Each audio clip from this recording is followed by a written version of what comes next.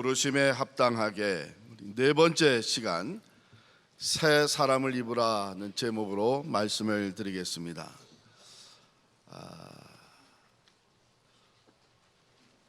벗고 입는 것, 우리가 매일 하는 겁니다.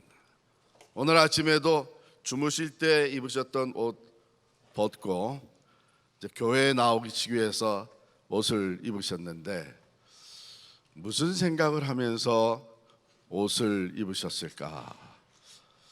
무슨 생각을 하면서 옷을 선택을 하셨을까?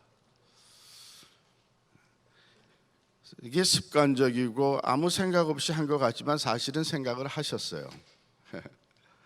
오늘 교회 가는데 뭘 입고 갈까? 만약에 생각 없이 옷 입고 오셨다면 다시 한번 생각해 보세요.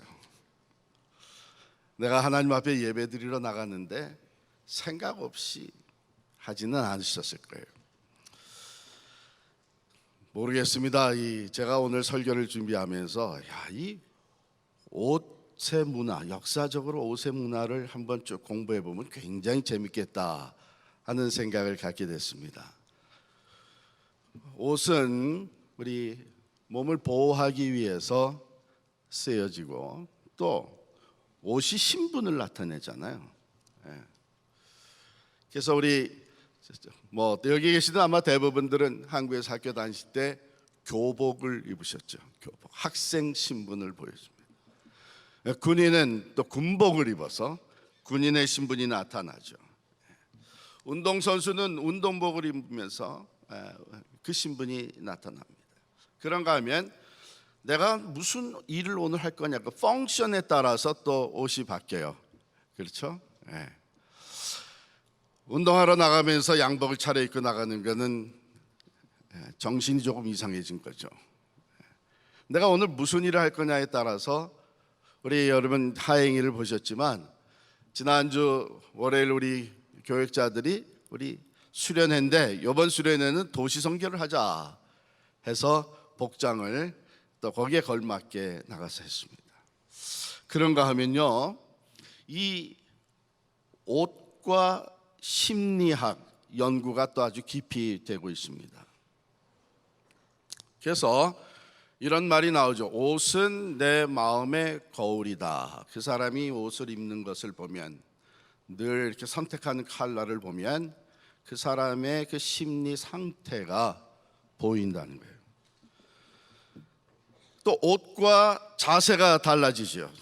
제가 지난 주간에 어느 자리에서 옷과 자세 얘기가 잠깐 나왔었는데 저는 경험을 안 했지만 그런 얘기를 하더라고요. 한국에서 예비군 훈련하게 되면 사장도 전부 다 예비군 입고 나와가지고서는 그 다음에는 땅에 그냥 척척 주저앉고 뒹굴기도 하고 그런다는 거예요.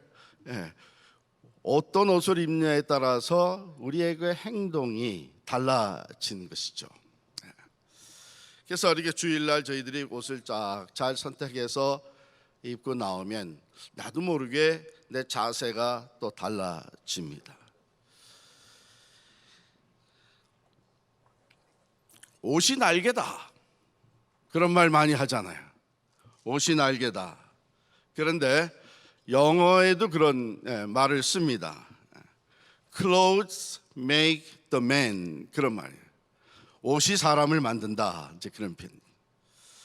사도 바울이 오늘 보게 되면은 바로 이 옷을 벗고 입는 것, 이것을 가지고 우리가 제가 지금 나눈 것보다 더 깊이 인격과 영적 상태에 대해서 얘기를 해줘요. 그런데 물론 눈에 보이는 옷을 얘기하는 것은 아니죠. 사람이 변하는 것을 얘기하고 있는 것입니다. 옷을 갈아입듯이 옛 사람의 모습은 벗고 예수 그리스도 안에서 새로운 피조물, 새 사람으로 부르심을 받았기 때문에 새 사람을 입는 것. 그런데 이것을 옷을 벗고 입는 것으로 비유해서 얘기하니까 우리가 이해하기가 이제 훨씬 쉬워지는 것입니다. 자, 먼저 22절부터 24절에 보면 옛사람과 새사람, 즉 예수를 믿기 전에 사람의 모습과 예수를 믿고 난 후에 그리스도 안에서 새 사람이 된 후에 그 모습을 근본적으로 대조를 해줍니다. 한번 22절 같이 읽을까요? 시작. 너희는 유혹의 욕심을 따라 썩어져가는 구습을 따르는 옛사람을 벗어버리고. 자, 옛사람은 어떤 삶을 살았어요? 유혹의 욕심을 따라 썩어져가는 구습을 따르면서 살았다. 그런데 새 사람은 어떻게 달라졌습니까? 24절입니다. 시작. 하나님을 따라 의와 진리의 거룩함으로 지으심을 받은 새 사람을 입으라. 새 사람은 이제 무엇을 따라 사냐 하면 하나님을 따라서 의와 진리의 거룩함으로 새 사람을 계속 입는 거예요. 그런데 그 중간에 23절에 보면 오직 너희의 심령이 새롭게 되어. 이것은 예수 그리스도 안에서 우리에게 주어진 변화예요. 새 피조물이 되었다는 것은 우리의 심령이, 우리의 영이 다시 살게 되고 심령이 새롭게 되었습니다. 이렇게 근본적인 차이가 있는데 옛사람은 구습, 예수를 알기 전에 내가 가지고 있던 옛 습관을 따라 사는데 그것은 유혹의 욕심을 따라서 살아가는 것인데 그 결국은 다 썩어지는 것이다. 새 사람은 이제 따르는 것이 달라졌어요. 하나님을 따라 의와 진리의 거룩함을 실천해 나가는, 보여주는 삶이 된다. 부르심에 합당하게 우리의 신분에 맞는 옷을 입어야 된다는 얘기죠. 이제는 하나님의 사람, 그리스도의 사람들이 됐기 때문에 이 새 사람의 옷을 입어야 된다는 것입니다. 여러분 잘 아는 대로 우리가 그런 말을 쓰잖아요. 생각은 행동을 낳고 행동은 습관을 만들고 습관이 쌓이면서 인격이 되고 또 그 인격은 그 사람의 운명을 결정한다. 이거 본래 누가 한 말이냐면은 세뮤얼 스마일즈라고 하는 분이 한 얘기예요. 그 영어를 그대로 읽으면요, sow a thought and you reap an act. 생각을 심으면 행동을 얻게 되고, sow an act and you reap a habit. 행동을 심으면 거기서 습관을 얻게 되고, sow a habit and you reap a character. 인격을, 습관을 심어서 인격을 얻게 되고, sow a character and you reap a destiny. 운명이 결정된다. 자, 그러면 시작이 어디서부터요? 생각에서부터 시작해요. 근데 이 생각이 결국 어디와 연결이 돼요? destiny. 내 인생의 결국하고 연결이 된다는 거예요. 물론 그 단계가 이제 거쳐 나가는데 이렇게 하면 생각해 보면 우리가 지금 어떤 생각을 갖느냐가 굉장히 중요한 것이죠. 어떤 생각이 내 삶 속에서 반복적으로 일어나고 있느냐 하는 것이 아주 중요한 거예요.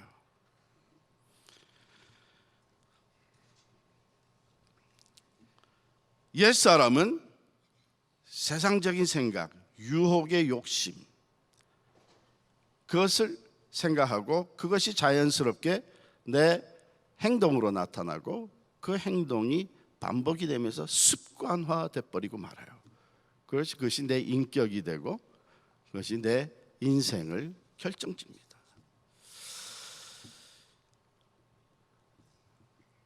옛사람과 새사람의 이 근본적인 차이를 얘기하고요, 바울은 그 다음에 보다 실제적으로 그러면 옛사람의 언행 그리고 새사람의 언행이 어떻게 다르게 나타나느냐, 뭐 너무나 우리가 잘 아는 것인데 여기 몇 가지만 한번 살펴볼까요? 25절부터 32절인데 이제 옛 생활을 벗고 새 생활을 하는 것을 나란히 이게 대조해 보입니다. 첫 번째, 거짓말. 거짓말 대신에 참된 것을 말하라. 옛 사람은 쉽게 거짓말을 하면서 살았습니다. 또 거짓말하는 이유가 내가 원하는 것을, 내 욕심을 또는 내가 추구하는 것을, 그것을 얻기 위해서 쉽게 거짓말을 했다면 새 사람은 이제 참된 것을 말해야 된다. 그래서 이게 이유를 달았는데요. 각각 그 이웃과 더불어 참된 것을 말하라. 이는 우리가 서로 지체가 됨이라.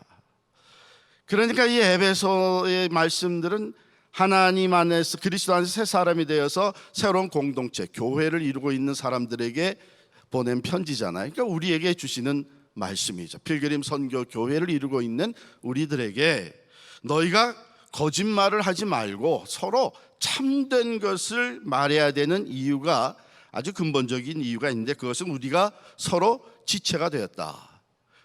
예수 그리스도의 몸에 우리가 지체가 됐단 말이죠. 눈, 귀, 코, 손, 발, 지체가 됐단 말이죠. 자, 그러면 한 몸의 지체가, 즉 팔이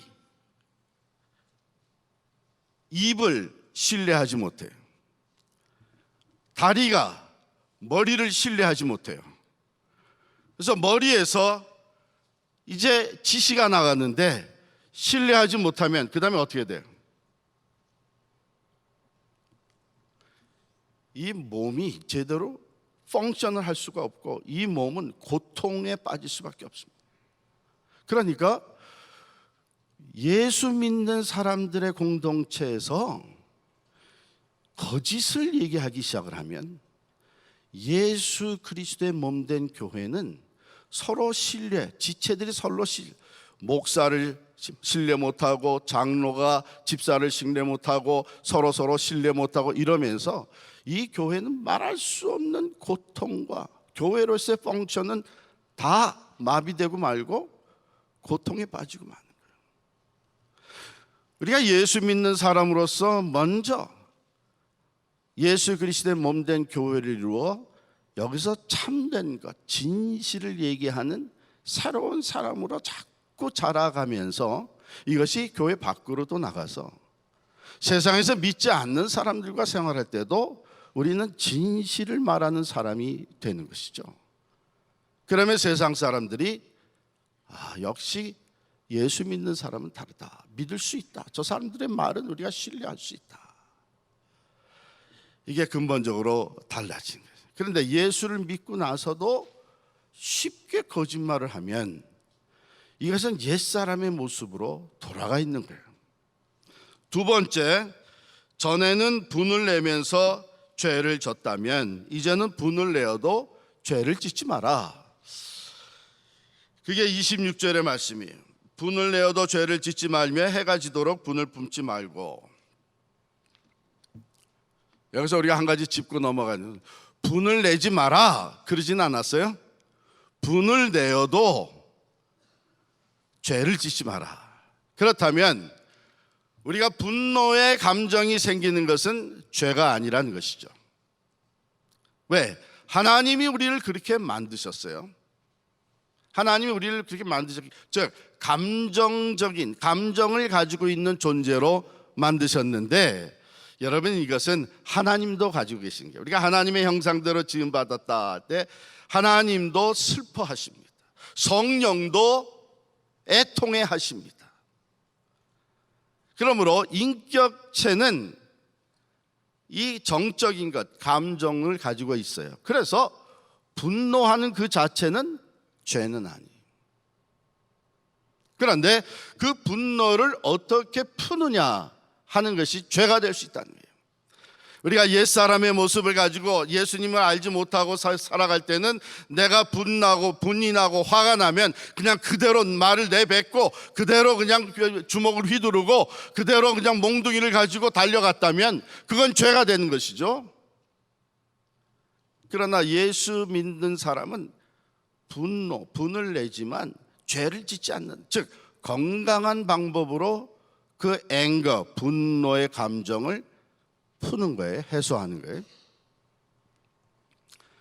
여러분, 이 분노가 생기지 않으면 사실은 새 사람으로서 문제가 있을 수 있어요.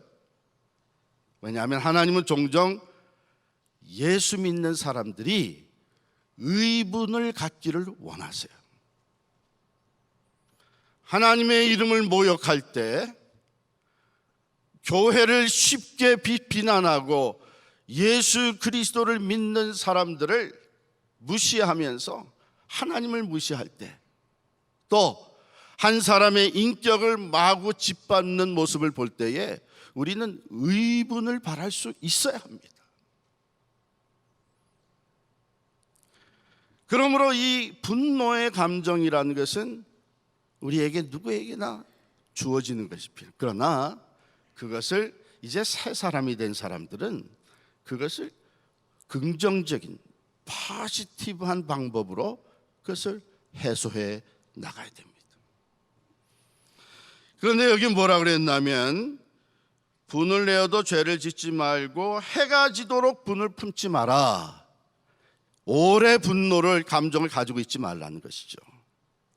그래서 잠자리에 들기 전에 그날에 있었던 분노의 감정을 다 내려놓고 자라, 이렇게 권면하고 있어요. 자, 그러면 우리가 분노의 감정을 오래 가지고 있으면 어떤 일이 벌어지느냐?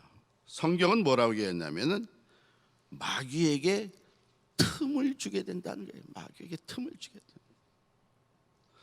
여러분, 이게 아주 좋은 예가 어디에서 나오냐면 이 인간 역사의 첫 번째 살인자가 되었던 누구예요? 가인과 그 동생 아벨이 하나님께 제사를 드렸는데 하나님께서 아벨의 제사는 받으시고 아벨과 아벨의 제물은 받으시고 가인과 가인의 제물은 받지 않으셨어요. 왜냐하면 가인은 형식적인 제사였지만 아벨은 가장 좋은 곳으로 진심으로 하나님 앞에, 그래서 제물만 받으셨다 이렇게 안 하고 아벨과 그의 제물을 받으셨다. 그랬더니 가인이 분노가 생겼어요. 그 분노를 품고 있었어요. 하나님이 그 심정을 아셨어요. 그래가지고 여러분 한번 성경으로 돌아가 창세기를 보십시다. 이걸 자세히 보실 필요가 있는데 창세기 4장 6절 보시기 바랍니다. 창세기 4장 6절 보시면 여호와께서 가인에게 이르시되 네가 분하여 함은 어찌 됨이며 안색이 변함은 어찌 됨이냐. 네가 선을 행하면 어찌 낯을 들지 못하겠느냐.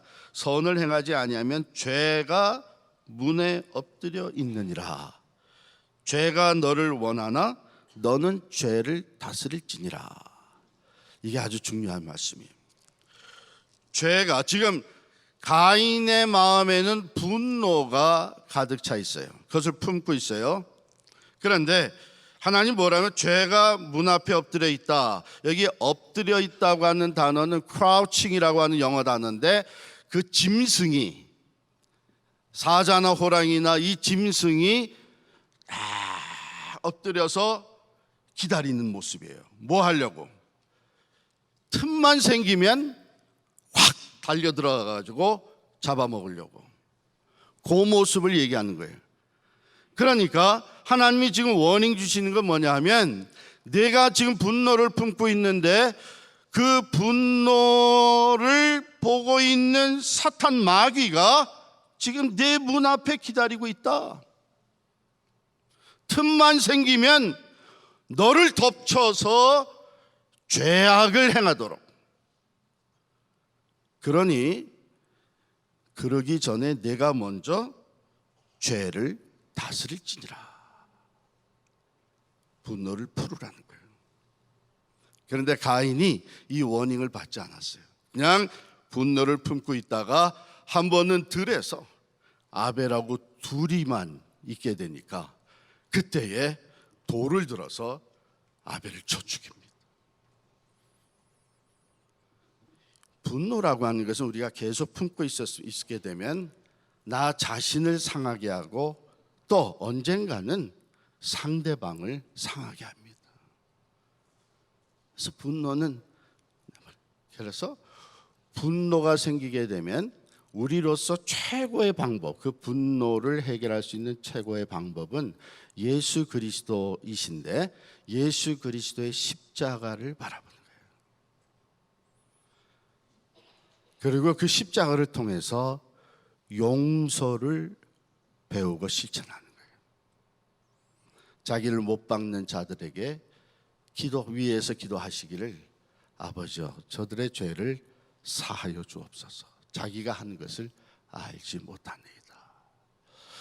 예수 믿는 사람들은요, 내 마음에 이 모든 감정들, 건강하지 못한 감정들, 특히 이 분노의 감정이 생길 때에 십자가를 바라보게 되면 그 분노의 감정이 서서히 사라집니다.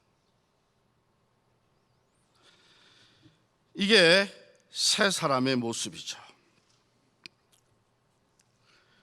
이것을 품고 있게 되면 사탄은 틈을 타고 들어와서 감정적, 육체적 또는 영적 상처를 주게 만듭니다. 세 번째 예를 든 것이 바울은 도적질에 대해서 얘기를 하는데 도적질하지 마라 이렇게 얘기해요. 물론이죠. 이것은 예수 믿지 않는 사람들도 도적질하는 것은 나쁜 것, 죄로 알고 있는데 더욱이 이제 예수 믿는 사람이 되면 도적질하지 말라 이렇게 얘기를 합니다. 자, 내가 가진 것이 없어서 남의 것을 훔치는 것이죠. 어떤 방법으로든지 다른 사람의 것을 착복하는 것, 이것이 도적질의 포괄적인 정의입니다. 그렇죠? 새 사람은 내가 도적질하는 것이 아니라 오히려 부지런히 열심히 일해서 내 필요가 채워질 뿐만 아니라 오늘 말씀에 보면 너희가 가난한 자에게 구제할 수 있도록 자기 손으로 수고하여 선한 일을 하라. 열심히 일해서 내 필요가 채워질 뿐만 아니라 오히려 가난한 사람들에게 베풀 수 있도록. 이제는 여러분 그러면 그리스도인들은 어쩌면은 이 말씀 그대로 예수를 알지 못하는 사람들보다도 더 성실해야 돼요. 더 열심히 맡겨진 일을 해야 돼요. 게을러서는 안 되죠. 자, 그러면 오늘날 사람들이 어떻게 도적질을 합니까? 한번 생각해 보죠. 도적의 지혜도 갈수록 발전하죠. 자, 아까 제가 말씀드린 것이 모든 종류의 그 남의 것을 착복하는 것이 도적질이라면 샵리프팅, 가계 좀도둑, 또 거짓 세금 보고 나라의 것을 도적질하는 것이죠. 옷을 이미 와서 다 입어보지 않는 것처럼 반환하는 것. 어떤 데는 입어본 것도 반환해줘요. 직장의 사무용품을 내 개인, 우리 가정에서 쓰려고 가지고 오는 것. 한 걸음 더 나아가서 내가 일해야 되는 시간에 그 시간을 낭비하는 것. 그리고 페이를 받는 것.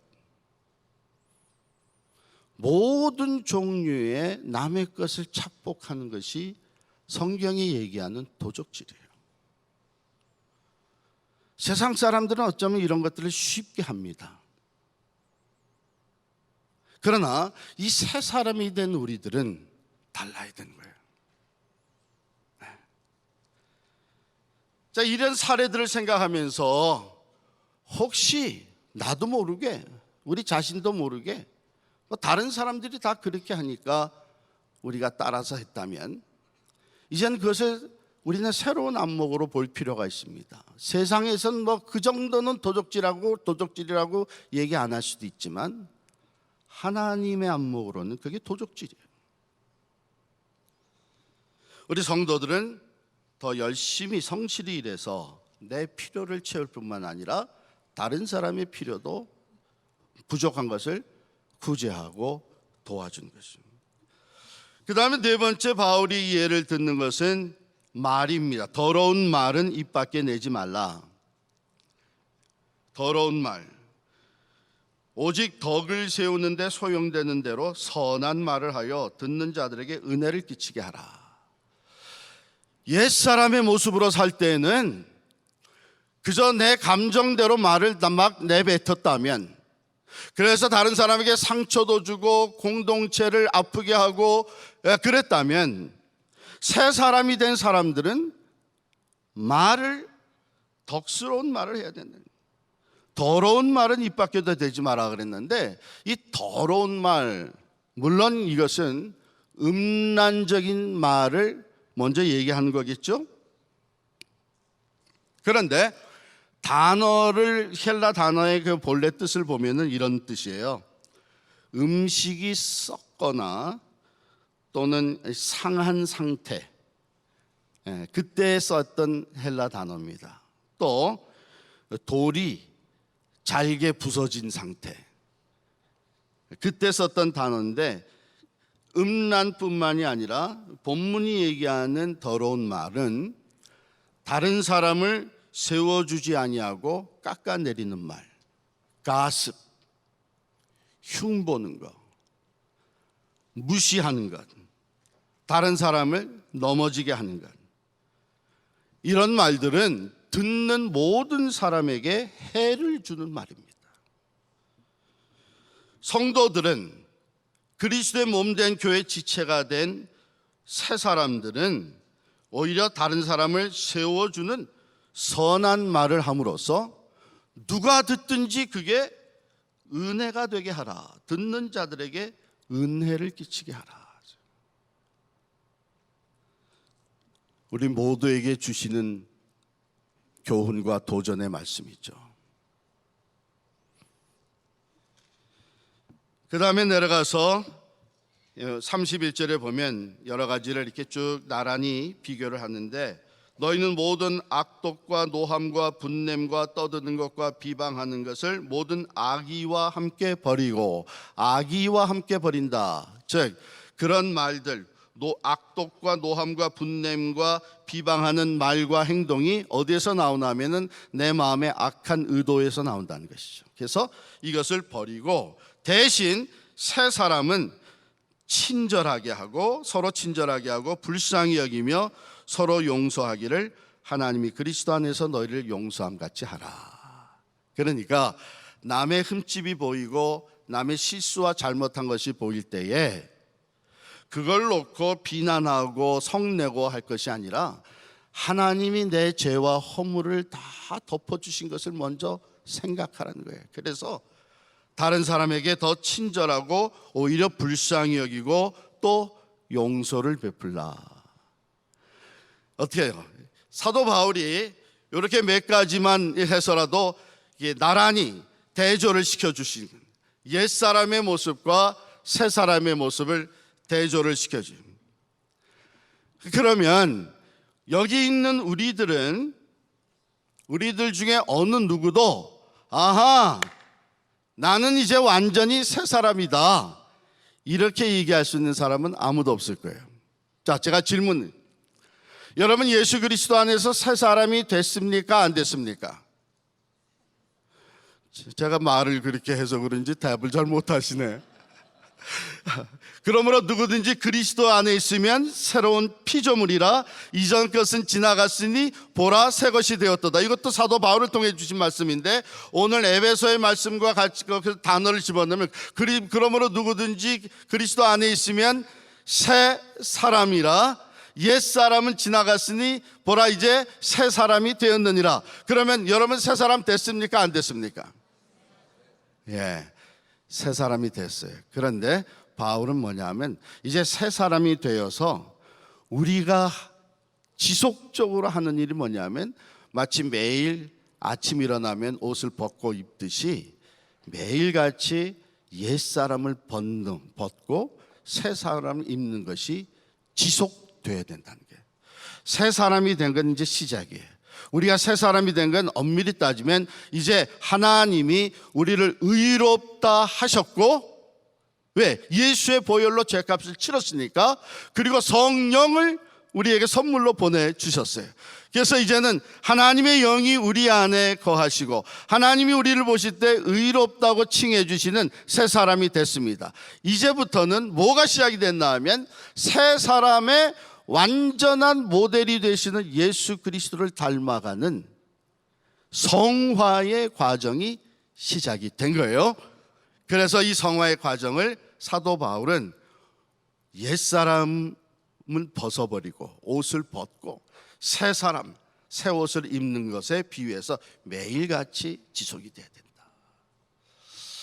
자, 이렇게 하니까 그 말이 맞다. 내가 예수 믿고 나서 살아가면서도 때로는 다시 옛사람의 모습으로 돌아가는 경우가 없지 않아 있는데 이걸 계속해서 해야 되는 것이구나, 이렇게 깨달아지는 것이죠. 맞습니다.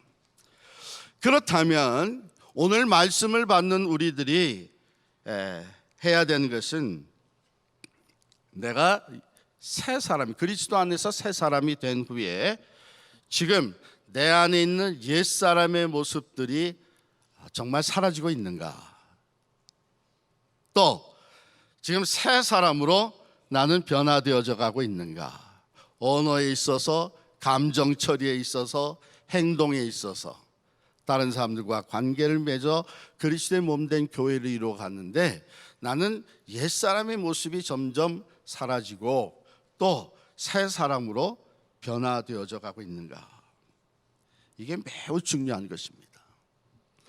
그래서 우리가 점점 변화되면서 맺어가는 그 열매들, 변화되어져 가는 그 인격, 그래서 갈라디아서 5장 22절에는 성령의 열매로 얘기를 하고 있고, 베드로후서 1장 4절부터 보게 되면 신의 성품으로 얘기하고 있습니다.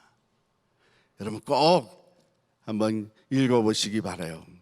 구체적으로 그 열매들, 신의 성품이 언급이 되어 있어요. 요즘 미국에서 발간이 되고 또 한국에서 번역이 돼서 많이 읽히는 책 중에 다시 집으로라고 하는 책이 있어요.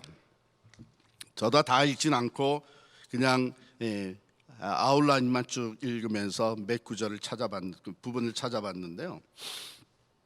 이것은 영어로 얘기하면은 out of a far country, 그러니까 멀리 갔다가 다시 집으로 돌아오는 그 내용인데 간증집입니다.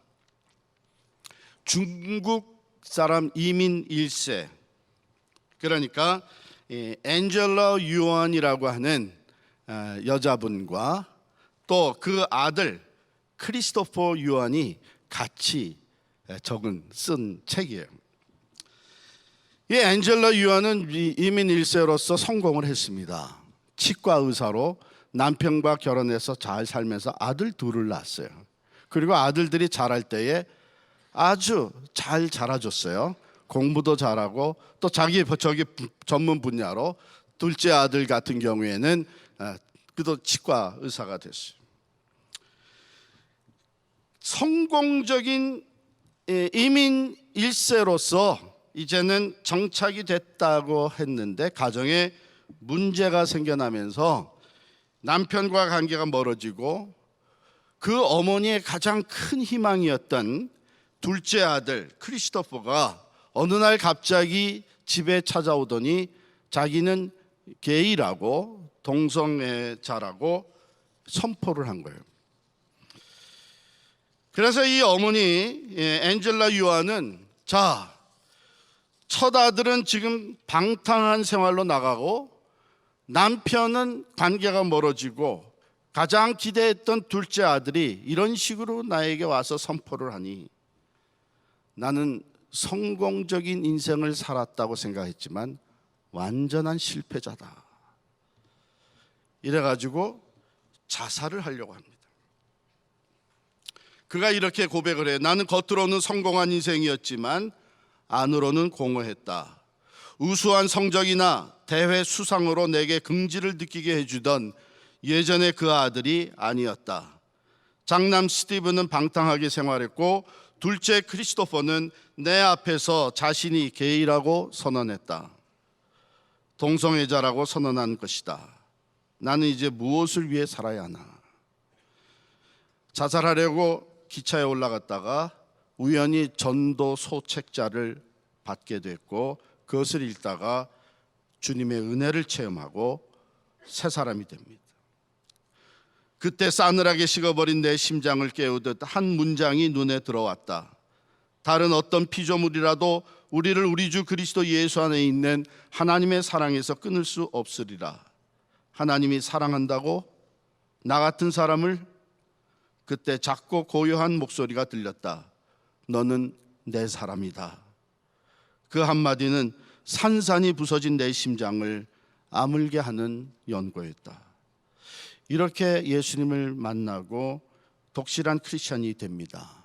그래서 엔젤라는 남편과의 관계도 회복이 되고 부부가 매일같이 아들들을 위해서 기도합니다. 교회 중보 기도를 요청해서 100명이 넘는 성도들이 특별 중보 기도를 하기 시작을 합니다. 어머니 엔젤라는 7년 동안 매주 월요일마다 금식하며 아들이 돌아오기만을 기도하고 또 기도하고 기도했습니다. 그럼에도 불구하고 상황은 점점 더 악화가 됐습니다. 아들 크리스토퍼 위오안이 마약을 팔다가 치과대학에서 쫓겨나가고 마약과 동성애가 더욱 심해져서 결국 마약 복용 혐의로 체포되어 감옥에 들어갑니다. 그런데 그 감옥이 새 사람이 되는 기회가 되었습니다. 감옥에 들어간 이 크리스토퍼는 그때야 부모의 사랑을 깨닫게 됩니다. 감옥 안에서 성경을 읽으면서 예수님을 만나게 됩니다.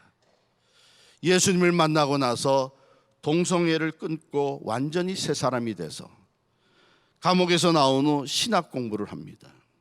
시카고에 있는 무디 바이블 인스티튜트에서 공부를 하고 위튼 대학에서 대학원 공부를 한 뒤에 주혜종 목사가 되어서 지금은 미국과 전 세계를 다니며 간증하고 복음을 전하고 있습니다.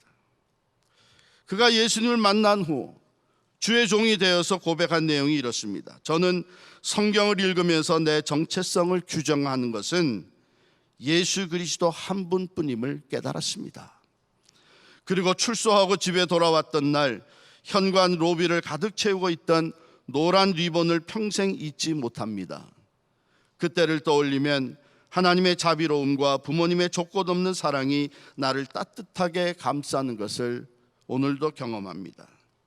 나에게는 언제든지 돌아갈 집이 있습니다.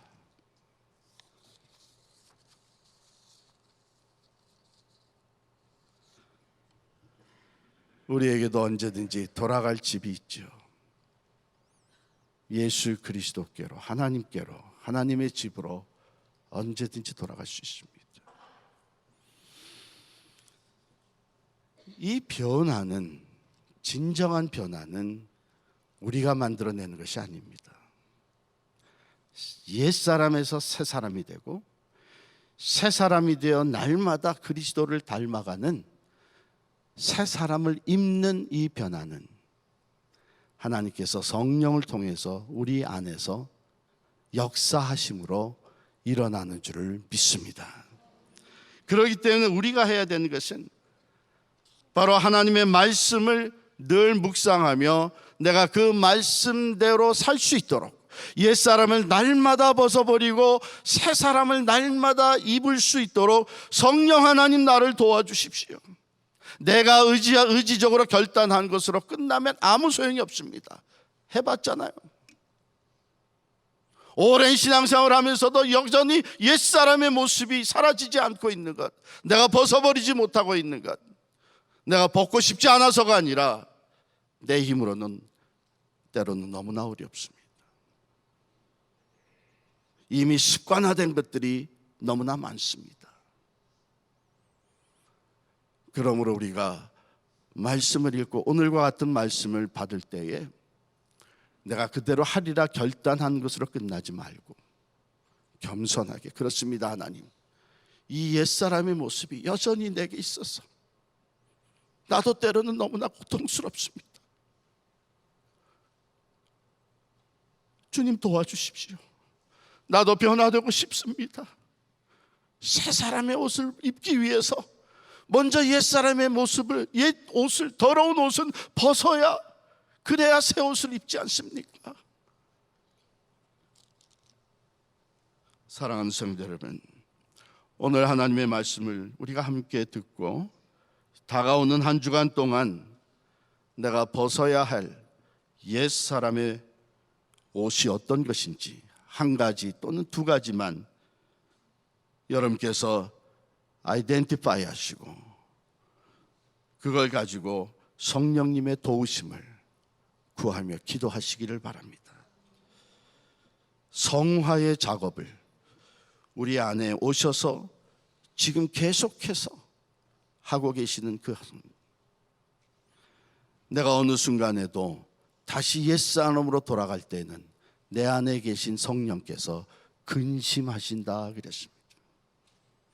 적어도 우리가 그 성령님을 기쁘시게 해드리는 것은 말씀을 따라 결단하고 그리고 성령님께 도우심을 구한,